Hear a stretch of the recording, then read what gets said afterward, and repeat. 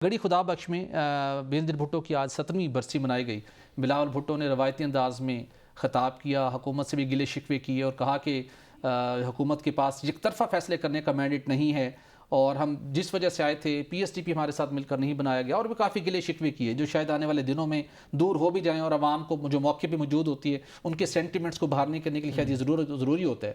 لیکن ساتھ میں جو ہم جاننا چاہیں گے اس موقع کے اوپر، بینظیر بھٹو نے ظاہر زندگی سے ان کے اندر بھی بہت سے ان سے غلطیاں ہوئیں، کرپشن کے الزامات لگے، سزائیں ہوئیں، لیکن ایک سٹیج کے اوپر جہاں پہ ان کا میچورٹی کا لیول بھی پیک پہ تھا اور وہ واپس لوٹی، جو ان کو سویئر لائف تھریٹس تھے اس کے باوجود پاکستان آئیں، کچھ کرنا چاہتی تھیں اور لیکن نہیں کر پائیں۔ ان کا ایک روڈ میپ تو واضح تھا۔ کیا آپ سمجھتے ہیں جو بینظیر بھٹو نے اسٹرگل کی، قربانی دی، آج کی پیپلز پارٹی بلاول بھٹو ہوں، زرداری صاحب ہوں، ان کی دیگر پارٹی اسی ڈائریکشن میں آگے بڑھ رہی ہے، یا اگر بینظیر آج ہوتی تو پارٹی کی جو ریفلیکشن ہے وہ کیسی ہوتی؟ دو تین چیزیں۔ ایک ابھی آپ نے کہا نا کہ بلاول نے گلا کیا ہے، شکوہ کیا ہے کہ ہمیں اس میں پاور شیئرنگ نہیں مل رہی، پی ایس ٹی میں فنڈز نہیں مل رہے، D C S H O وغیرہ کے مرضی کے ٹرانسفر پوسٹنگ نہیں ہو رہی، 5-6 ضلع مانگے تھے انہوں نے جہاں سے جیتی ہے یہ۔ بھئی آپ کو تو انہوں نے آفر کی تھی کہ آپ ہیں حکومت شیئر لیں، آپ لے لیتے۔ بالکل ایسے آپ کیا کرنا چاہتے ہیں؟ گنڈیریں بھی چوسنا چاہتے ہیں، لیکن اس کا جو امپیکٹ ہے وہ بھی ساتھ میں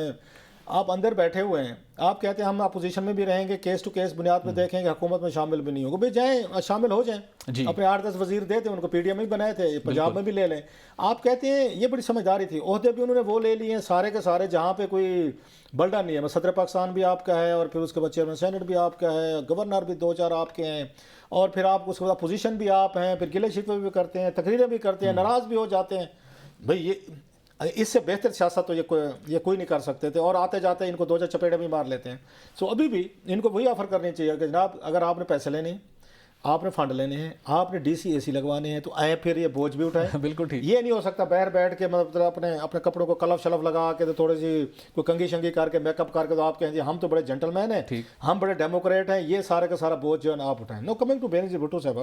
بینظیر بھٹو صاحب کے پاس اس دفعہ کوئی آپشن نہیں تھا اگر وہ نہ آتے ہیں۔ اللہ ان کو جنت میں جگہ دے۔ اٹ واز ویری، اس ملک کے لیے بہت بڑا صدمہ تھا، بہت بڑی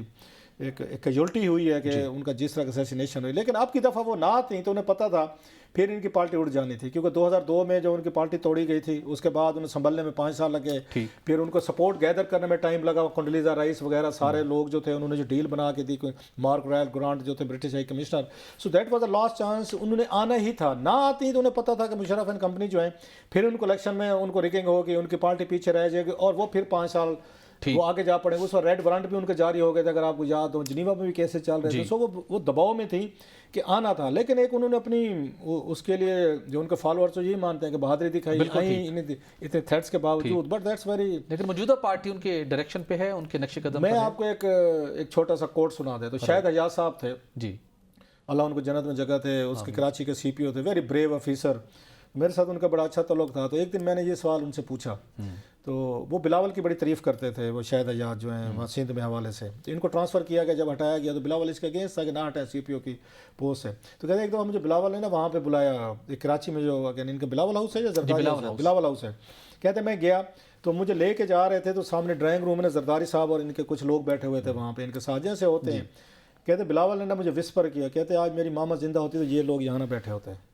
یہ آپ کے سوال کا جواب مجھے آج تک یاد ہے، میں شاید حجاز نے کہا کہ بلاول نے کہا اگر آپ میری ماما زندہ ہوتے ہیں تو یہ جو زرداری صاحب والا یہ کراؤڈ بیٹھا ہوا ہے نا سارا، یہ یہاں پہ نہ ہوتا، سو پارٹی ذرا ڈفرینٹ ہوتے، ڈفرینٹ لوگ ہوتے۔ بلکہ زرداری صاحب نے تو پہلا کام ہی یہ کیا ہے کہ آتے ہی جو بینظیر بھٹو کو لائلسٹ تھے، سپورٹر تھے، یا جو ان کی فلاسفی کے ساتھ کھڑے تھے، ان کو اٹھا کر انہوں نے ساتھ میں لیا، اور پھر جو انہوں نے کراؤڈ اکٹھا کیا سارے جانتے ہیں۔